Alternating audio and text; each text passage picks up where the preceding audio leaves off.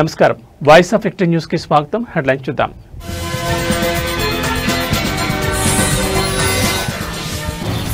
Formula ఈ race కేసులో ACB దూకుడు 9 నెలల విచారణ తర్వాత ఏసీబీ కీలక నివేదిక ప్రభుత్వానికి సమర్పణ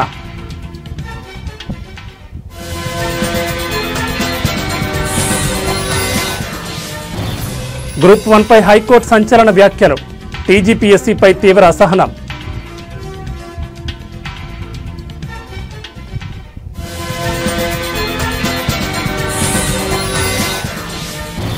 ప్రభుత్వ కార్యాలయాల్లో పవన్ ఫోటో ఏర్పాటుపై ఏపీ హైకోర్టులో పిటిషన్ కొట్టివేస్తూ హైకోర్టు ధర్మాసనం తీర్పు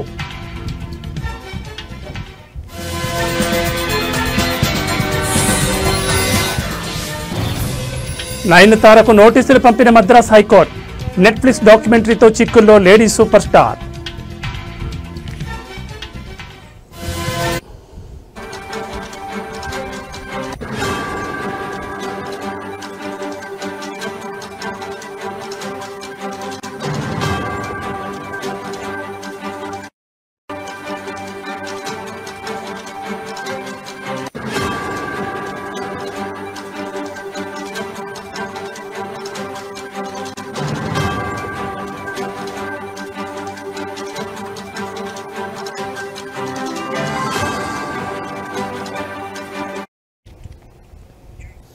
బులెటిన్లో బ్రేకింగ్ న్యూస్ చూస్తున్నాం. ఫార్ములా ఈ కార్ రేసుకు సంబంధించిన కేసులో తెలంగాణ ఏసీబీ దర్యాప్తు వేగవంతం చేసింది.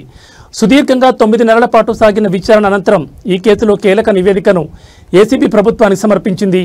నివేదికలోని అంశాల ఆధారంగా అప్పటి మంత్రి కేటీఆర్తో పాటు పలువురిపై ఛార్జ్షీట్ దాఖలు చేయడానికి అనుమతి కోరింది. ప్రభుత్వం నుంచి అనుమతి రాగానే ఛార్జ్షీట్ దాఖలు చేయనున్నట్లు ఏసీబీ వర్గాలు తెలిపాయి. ఈ పరిణామం రాష్ట్ర రాజకీయ వర్గాల్లో తీవ్ర ఉత్కంఠకు దారితీసింది.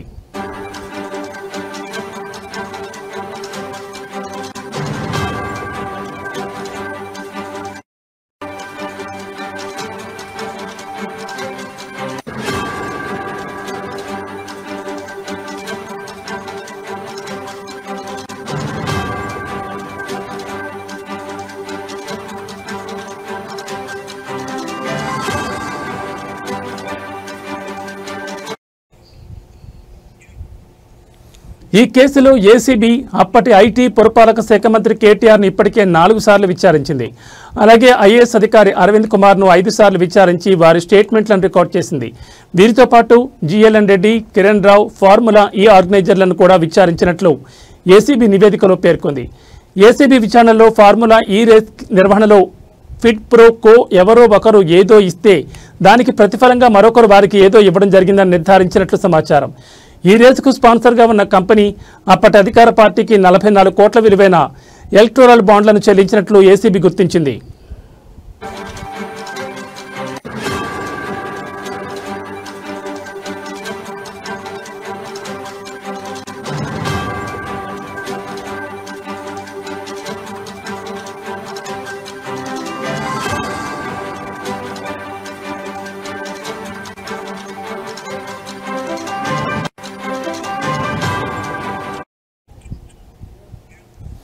ఈ లావాదేవీలు క్విడ్ ప్రో కోకు నిదర్శనమని ఏసీబీ తన నివేదికలో స్పష్టం చేసింది. ఏసీబీ తమ నివేదికను ఇప్పటికే ప్రభుత్వానికి అందజేసింది. ఈ నివేదికపై అడ్వకేట్ జనరల్తో న్యాయ సలహా తీసుకున్న ప్రభుత్వం త్వరలో దీనిపై ఒక నిర్ణయం తీసుకోనుంది. ప్రభుత్వం నుంచి అనుమతి రాగానే కేటీఆర్, అరవింద్ కుమార్ సహా నిందితులపై ఏసీబీ ఛార్జ్షీట్ దాఖలు చేస్తుంది. ఈ కేసులో కఠిన చర్యలకు ప్రభుత్వం సిద్ధంగా ఉన్నట్లు తెలుస్తోంది. ప్రస్తుతం ఈ నివేదికను గవర్నర్ కూడా ఏసీబీ అందజేసినట్లు సమాచారం.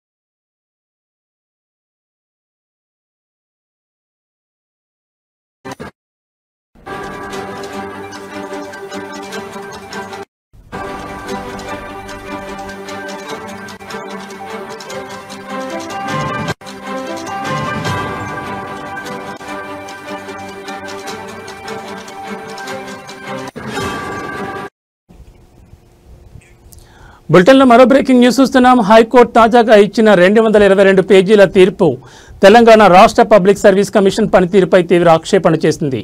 గ్రూప్ 1 మెయిన్స్ పరీక్షల నిర్వహణలో పారదర్శకత లోపించిందని కోర్టు స్పష్టం చేసింది. ఇప్పటికే 2 సార్లు గ్రూప్ 1 పరీక్షలు రద్దయిన టీజీపీఎస్సీ తన పనితీరులో మార్పు తీసుకురాలేదని హైకోర్టు అసంతృప్తిని వ్యక్తం చేసింది. గత అనుభవాలను పరిగణలోకి తీసుకుని జాగ్రత్తగా వ్యవహరించాల్సి ఉండగా మళ్లీ నిర్లక్ష్యంతో ముందుకు సాగిందని కోర్టు విమర్శించింది.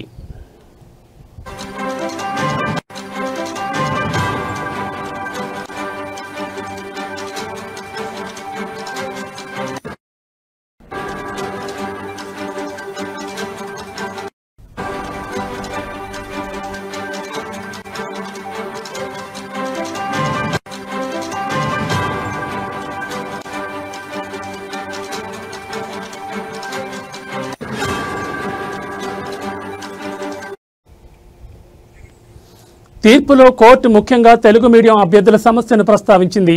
ఇంగ్లీష్ మీడియం అభ్యర్థులలో 89.9% మంది సెలెక్ట్ అవ్వగా తెలుగు మీడియం అభ్యర్థులలో కేవలం 9.95% మాత్రమే ఎంపిక కావడం తీవ్రమైన అనుమానతను పేర్కొంది.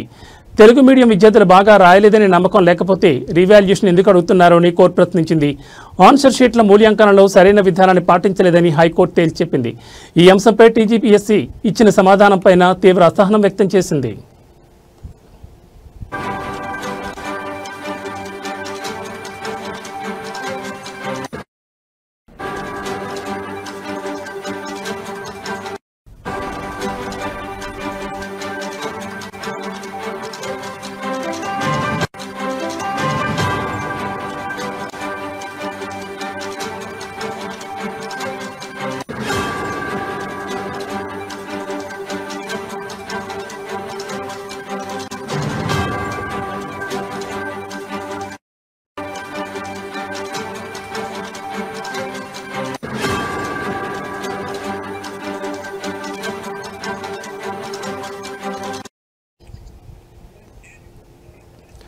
ఆంధ్రప్రదేశ్ పబ్లిక్ సర్వీస్ కమిషన్లో గ్రూప్ 1 నియామకం 3 దశల్లో జరుగుతుంది. ప్రిలిమ్స్, మెయిన్స్, ఇంటర్వ్యూ కానీ తెలంగాణలో మాత్రం కేవలం ప్రిలిమ్స్, మెయిన్స్ మాత్రమే ఉన్నాయని కోర్టు వ్యాఖ్యానించింది. అలాగే 2 సెంటర్లలో పరీక్ష రాసిన 71 మంది మహిళా అభ్యర్థులు ఎంపిక కావడం ఎలా సాధ్యమైందని కోర్టు ప్రశ్నించింది. ఈ అంశంలో కూడా టీజీపీఎస్సీ నిర్లక్ష్యం స్పష్టమైందని పేర్కొంది. రోజుకు 12 గంటల కోచింగ్ సెంటర్లలో శ్రమిస్తున్న యువతను టీజీపీఎస్సీ నిర్లక్ష్యం తీవ్రంగా నష్టపరిచిందని హైకోర్టు వ్యాఖ్యానించింది. నిరుద్యోగుల భవిష్యత్ ప్రమాదంలో పడేలా పరీక్షలు నిర్వహించకూడదని కోర్టు స్పష్టం చేసింది.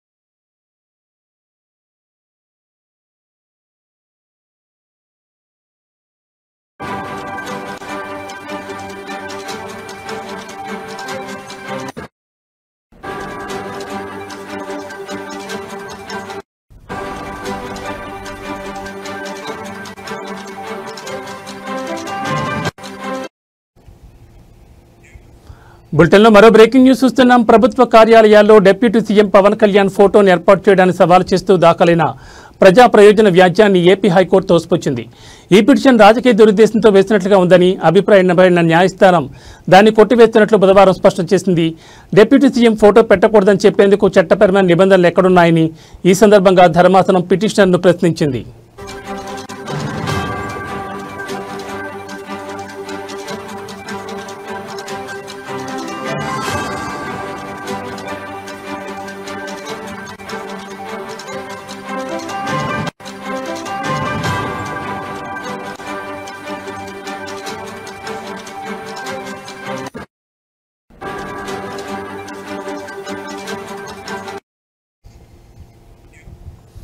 ప్రధాన న్యాయమూర్తి జస్టిస్ ధీరజ్ సింగ్ ఠాకూర్, జస్టిస్ చీమలపాటి రవితో కూడిన ధర్మాసనం ఈ వ్యాజ్యంపై విచారణ చేపట్టింది. ప్రభుత్వ కార్యాలయాల్లో పవన్ కళ్యాణ్ ఫోటో ప్రదర్శనకు చట్టబద్ధమైన అనుమతులు లేవని, దీనిపై ప్రభుత్వం ఒక స్పష్టమైన విధానం రూపొందించే వరకు ఆ ఫోటోలను తొలగించేలా ఆదేశాలు ఇవ్వాలని రైల్వే విశ్రాంత ఉద్యోగి వైకొండరావు ఈ పిటిషన్ దాఖలు చేశారు. ఇందులో సాధారణ పరిపాలనా శాఖ ముఖ్య కార్యదర్శితో పాటు పవన్ కళ్యాణ్ కూడా వ్యక్తిగత హోదాలో ప్రతివాదిగా చేర్చారు.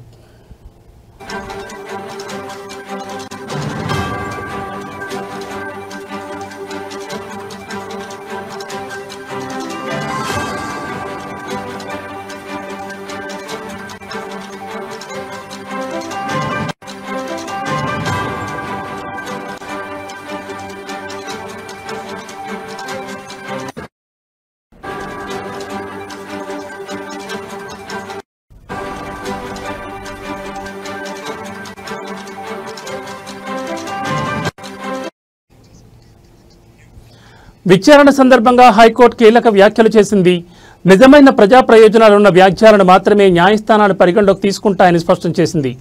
రాజకీయ లక్ష్యాలను సాధించుకోవడానికి కోర్టులను ఒక వేదికగా మార్చుకోవడం సరైన పద్ధతి కాదని హితవు పలికింది. సమాజానికి మేలు చేసే అంశాలపై దృష్టి సారించాలని, అనవసర వ్యాఖ్యలతో కోర్టు సమయాన్ని వృధా చేయొద్దని సూచిస్తూ పిటిషన్ను డిస్మిస్ చేసింది.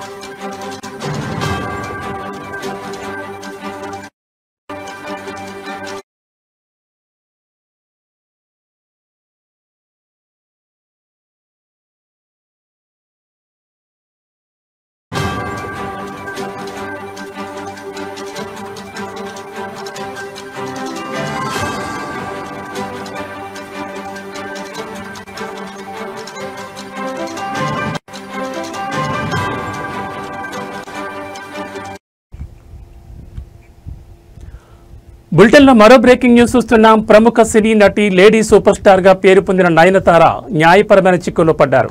ఆమె జీవితం ఆధారంగా ప్రముఖ ఓటీటీ ప్లాట్ఫామ్ నెట్ఫ్లిక్స్ లో విడుదలైన Nayanthara beyond the fairy tell అనే డాక్యుమెంటరీ తాజా వివాదానికి కేంద్ర బిందువుగా మారింది.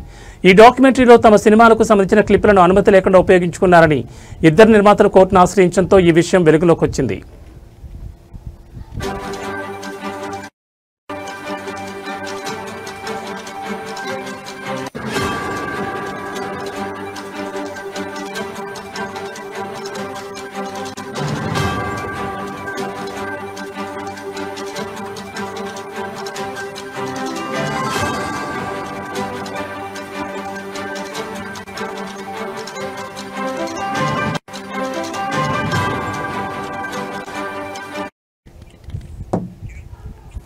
ఈ డాక్యుమెంటరీలో చంద్రముఖి సినిమాకు సంబంధించిన కొన్ని క్లిప్లను నాన్ రౌడీ ధాన్ చిత్రానికి చెందిన తెర వెనుక ఫుటేజీని తమ అనుమతి లేకుండా ఉపయోగించుకున్నారని ఆయా చిత్రాల నిర్మాతలు ఆరోపిస్తున్నారు.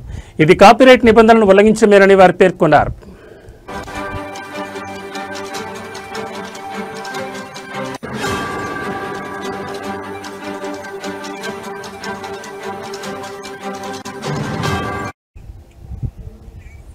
దీంతో చంద్రముఖి నిర్మాత, AP international non rowdy Dhaan నిర్మాత అయిన నటుడు ధనుష్కు చెందిన నిర్మాణ సంస్థ కలిసి మద్రాస్ హైకోర్టులో పిటిషన్ దాఖలు చేశాయి.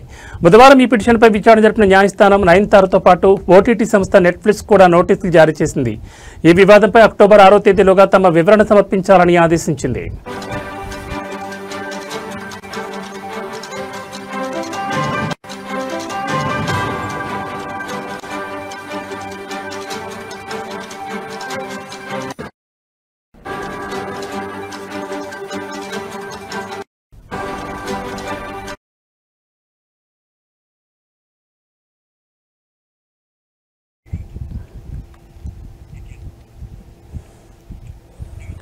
వరంగల్ ఉమ్మడి జిల్లాలో యూరియా కొరత రైతన్నలకు పడరాని పాట్లు తెచ్చిపెడుతోంది. ఖరీఫ్ సీజన్లో పంటల సాగు విస్తీర్ణం పెరిగినా దానికి తగినంత యూరియా సరఫరా లేకపోవడంతో రైతులు తీవ్ర ఇబ్బందులు పడుతున్నారు. ఉమ్మడి వరంగల్ జిల్లాలో ఈ సీజన్లో దాదాపు 16.7 లక్షల ఎకరాలకు పైగా పత్తి, మొక్కజొన్న, వరి పంటలు సాగు చేశారు. పంటలకు యూరియా వేయాల్సిన సమయం కావడంతో రైతులు ఎరువుల కోసం ఆందోళన చెందుతున్నారు. గత నెల రోజుల నుంచి సొసైటీల వద్ద ప్రధాన రహదారులపై నిరసనలు, ఆందోళనలు కొనసాగుతున్నాయి. యూరియా కోసం రైతులు రాత్రంతా నిరీక్షించాల్సి వస్తోంది. ఉదయం లైన్లలో నిలబడినా యూరియా దొరుకుతుందన్న గ్యారంటీ లేదు. సరిపడా యూరియా లేకపోవడంతో వ్యవసాయ శాఖ అధికారులు ఉక్కిరిబిక్కిరవుతున్నారు. రైతులు తమ డిమాండ్లను వెంటనే పరిష్కరించాలని కోరుతున్నారు. సరైన సమయంలో యూరియా అందకపోతే పంట దిగుబడిపై తీవ్ర ప్రభావం చూపుతుందని రైతులు ఆవేదన వ్యక్తం చేస్తున్నారు. ప్రభుత్వం ఈ సమస్యపై తక్షణమే దృష్టి సారించి యూరియా సరఫరాను పెంచాలని వారు డిమాండ్ చేస్తున్నారు. రైతుకు ఫోన్ లేదు, అత్తు లేదు, పిండి బస్తాలు అత్తు లేదు, దొరకలేదు. నిన్న మర్ర కొట్టిళ్ళు, మీది కాదు రేపు రాబో అది రకం వేరాన్నారు. ఈ సవీది కాదు వెళ్ళిపోయినా మళ్ళీ ఇలా వచ్చిన 6 గంటలు వచ్చిన ఎన్ని కడితే వేరే ఒక్క బత్త రాలేదు. మాకు ఒక్క బత్త రాలేదు సార్. అవినీతికి వ్యతిరేకంగా పోరాడి తమ నిరసనతో ఏకంగా ఒక దేశ ప్రధాని పదవి నుంచి దిగిపోయేలా చేసిన నేపాల్ యువత ప్రపంచానికి యూత్ పవర్ ఏంటో చాటి చెప్పారు. గత కొన్ని రోజులుగా నేపాల్లో ప్రభుత్వంపై, ముఖ్యంగా ప్రధాని కేపీ శర్మ ఒలీపై యువత భారీ స్థాయిలో నిరసన తెలిపింది. ప్రధాని ఒలీ ప్రభుత్వం తీవ్ర అవినీతికి పాల్పడుతోందని, ప్రభుత్వ నిర్ణయాలు ప్రజలకు వ్యతిరేకంగా ఉన్నాయని ఆరోపిస్తూ నేపాల్ యువత రోడ్లపైకి వచ్చి గళం విప్పింది. సామాజిక మాధ్యమాల ద్వారా పెద్ద ఎత్తున సమీకరణ చేసుకున్న యువత నిరసనలు, ధర్నాలతో ఖాట్మాండ్ నగరం దద్దరిల్లింది. ఎలాంటి రాజకీయ పార్టీ మద్దతు లేకుండా కేవలం యువత స్వచ్ఛందంగా చేపట్టిన ఈ ఉద్యమం అనూహ్యంగా విజయం సాధించింది. యువత నుంచి వచ్చిన తీవ్ర ఒత్తిడి, దేశవ్యాప్తంగా పెరిగిన వ్యతిరేకతను చూసి మరో దారి లేక ప్రధాని కేపీ శర్మ ఒలీ తన పదవికి రాజీనామా చేశారు.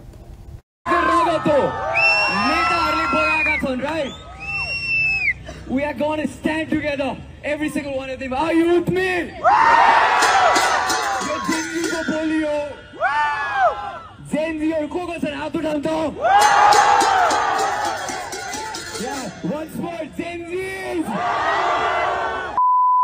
Rogot boyako छु right. यो रगतको आँसु एक दिन तिनीहरु भाँचिकिनेहरु बुझ्छन्. Sorry for the language, I don't want to fucking curse right now. Hey Nepal! आज म बोल्छु. Nepali सुन्छ. I can talk in English, I can talk in Nepali, whatever.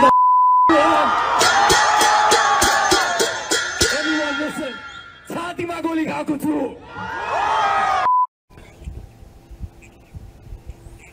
మన్యం జిల్లాలోని కస్తూరు గ్రామంలో సరైన రహదారి సౌకర్యం లేకపోవడంతో గిరిజనులకు డోలిమోతల కష్టాలు తప్పడం లేదు. తాజాగా తీవ్ర అనారోగ్యంతో బాధపడుతున్న ఒక వ్యక్తిని ఆసుపత్రికి తరలించేందుకు గ్రామస్తులు డోలి మోయాల్సి వచ్చింది. కస్తూరు గ్రామానికి చెందిన సురేష్ అనే వ్యక్తికి ఉన్నట్టుండి తీవ్ర అనారోగ్యం పాలయ్యాడు. తక్షణమే ఆసుపత్రికి తరలించాల్సిన పరిస్థితి ఏర్పడింది. అయితే గ్రామానికి రోడ్డు మార్గం లేకపోవడంతో అంబులెన్స్ చేరుకోలేకపోయింది. దీంతో గ్రామస్తులు సురేష్ను ఒక డోలిలో పడుకోబెట్టి సుమారు 2 కిలోమీటర్ల మేర కొండ మార్గంలో కిందకు మోసుకొచ్చారు. కొండ కిందకు చేరుకున్న తర్వాత అక్కడి నుంచి ఆటోలో అతన్ని కురుపాం ఆసుపత్రికి తరలించారు. ఈ సంఘటన మరోసారి మారుమూల గిరిజన గ్రామాల్లో నెలకొన్న కనీస వసతులు లేమిని ఎత్తి చూపుతోంది.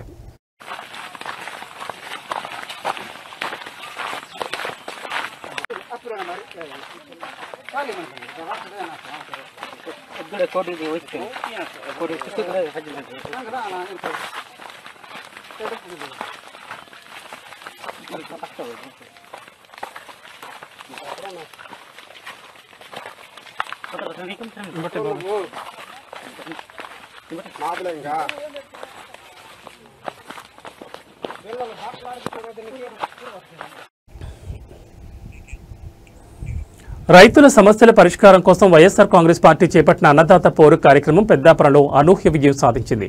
పెద్దాపురం నియోజకవర్గ ఇన్ఛార్జ్ దౌలూరు దర్బాబ్ ఆధ్వర్యంలో జరిగిన ఈ భారీ నిరసన కార్యక్రమం కూటమి నాయకుల్లో గుబురు పుట్టించిందని రాజకీయ వర్గాల్లో చర్చ జరుగుతోంది. పెద్దాపురంలోని ఆర్డీఓ కార్యాలయం వరకు వైఎస్ఆర్సీపీ శ్రేణులు, రైతులు భారీ ఊరేగింపుగా వెళ్లారు. ఈ కార్యక్రమంలో జిల్లా వైఎస్ఆర్సీపీ అధ్యక్షుడు దాడిశెట్టి రాజా, జగ్గంపేట, ప్రతిపాడు నియోజకవర్గాల నాయకులు, పార్టీ కార్యకర్తలు పెద్ద సంఖ్యలో పాల్గొన్నారు. నిరసనకారుల సంఖ్య చూసి అందరూ ఆశ్చర్యపోయారు. ప్రభుత్వం రైతులను పట్టించుకోవడం లేదని, వారి సమస్యను పరిష్కరించడంలో పూర్తిగా విఫలమైందని నాయకులు ఆరోపించారు.